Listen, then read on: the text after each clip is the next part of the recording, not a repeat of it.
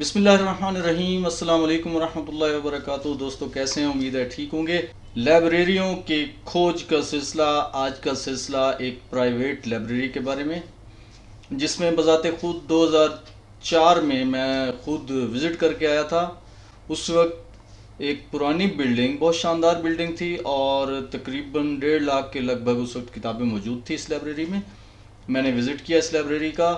حیرت ہوئی تھی کہ جب میں نے دیکھا کہ پاکستان کے ایک پسماندہ علاقے، ایک گاؤں میں اتنی شاندار لائبریری، میری عقل دنگ رہ گئی۔ لیکن مجھے اس وقت بہت زیادہ حیرت اور خوشی ہوئی جب اس لائبریری کے مالکان ایک بہت بڑے پلکن درخت کے نیچے بیٹھ کر مجھے انہوں نے جو نقشے دکھائے، انہوں نے آکسفورڈ یونیورسٹی کی جو لائبریری ہے اس کے بلو پرنٹ لیے ہوئے تھے، اور ان کی خواہش تھی کہ ہم انشاءاللہ اگلے سال تک یہ لائبریری کی بلڈنگ بنا پائیں گے۔ جی ہاں، آپ میں سے کچھ دوست سمجھ گئے ہوں گے، اس لائبریری کا نام جو ہے وہ ہے مسعود جھنڈیر ریسرچ لائبریری۔ مسعود جھنڈیر ریسرچ لائبریری کا میں نے ویکیپیڈیا اس وقت جو ہے اوپن کیا ہوا ہے۔ ایک چھوٹا سا گاؤں ہے میلسی کا۔ اس گاؤں کا نام سردار پور جھنڈیر، جو کہ میلسی کا ایک چھوٹا سا گاؤں ہے، اور وہاں کے جو ذمہ دار ہیں انہوں نے یہ لائبریری اپنے طور پر قائم کی ہوئی ہے۔ ویکیپیڈیا کے تھرو ہی یہ پنجاب میں، پاکستان، وہاڑی ڈسٹرکٹ میں یہ موجود ہے، اور یہ اس کا جو آغاز تھا وہ آج سے 100 سال پہلے، یعنی کہ 1899 میں اس لائبریری کی شروعات کی گئی۔ ایک عظیم سکولر تھا اور ساتھ شاعر بھی تھا، ملک غلام محمد، جو کہ 1865 کی تاریخ پیدائش ہے، اور 1936 تک وہ حیات رہے۔ انہوں نے اس لائبریری کی بنیاد رکھی۔ یہ اس گاؤں میں ایک ورلڈ کلاس لائبریری کا جو ہے یہ رتبہ پا گئی ہے، اور اس وقت جو نیا کمپلیکس ہے، کیونکہ میں 2004 میں جب گیا تھا تو پرانی بلڈنگ میں تھا، اور 7 میں اس کا نیا کمپلیکس جو ہے وہ بن چکا تھا، اور اسی طریقے سے اس کا جو ایریا ہے، کورڈ ایریا اس لائبریری کا، وہ ہے 21,000 اسکوائر فٹ۔ بہت بڑی لائبریری آپ سمجھ سکتے ہیں، 21,000 اسکوائر فٹ اس کا کورڈ ایریا ہے۔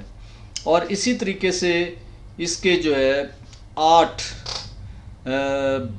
ہال ہیں، اسی طریقے سے آڈیٹوریم ہے، کمیٹی روم ہے، اور ملٹی میڈیا ورک اسٹیشن ہے، اور ریسیپشن ہال ہے، اور ایک آفس ہے۔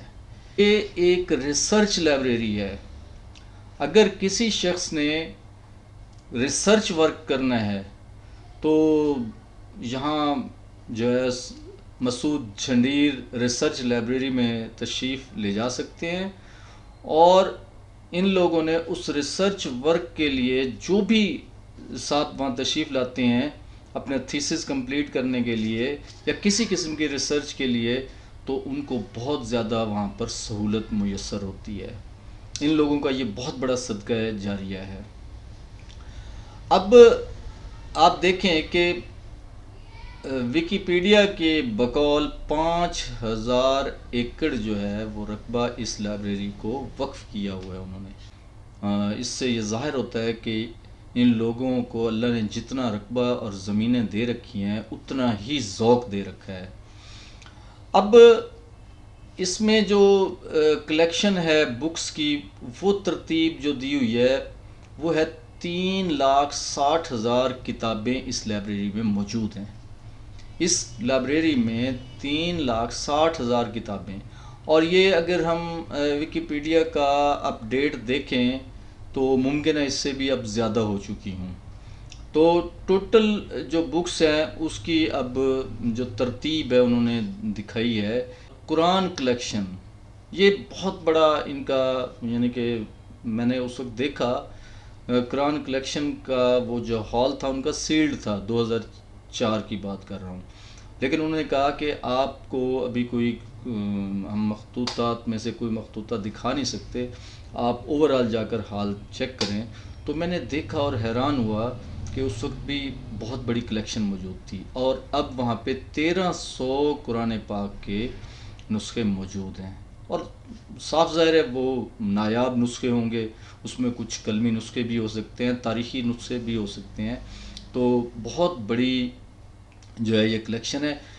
میں انشاءاللہ آپ کو اس کا لائبریری کا لنک بھی دے دوں گا، اور ڈسکرپشن میں آپ وہ لازمی اس کو کھوجیے گا، اور اگر ہو سکے تو آپ کوئی چھوٹا سا پروجیکٹ لے کے جائیں وہاں پہ کسی ایک بات پہ ریسرچ کے لیے، کیونکہ وہاں پہ اب سٹاف بھی بہت ٹرینڈ، اور جو لائبریری ہے وہ بھی بہت اکوپڈ ہو چکی ہے، لہٰذا ان لوگوں کو اس چیز کی زیادہ خوشی ہوتی ہے کہ آپ آ کر بلڈنگ نہ دیکھیں، کتابوں سے بھرے حال نہ دیکھیں، بلکہ آپ اپنا کوئی پروجیکٹ لے کے آئیں، تاکہ وہ صدقہ جاریہ جس کی وجہ سے انہوں نے لائبریری تیار کی ہے اس کا ان کو بھی فائدہ ہو، اور آپ کے آنے کا بھی مقصد پورا ہو جائے۔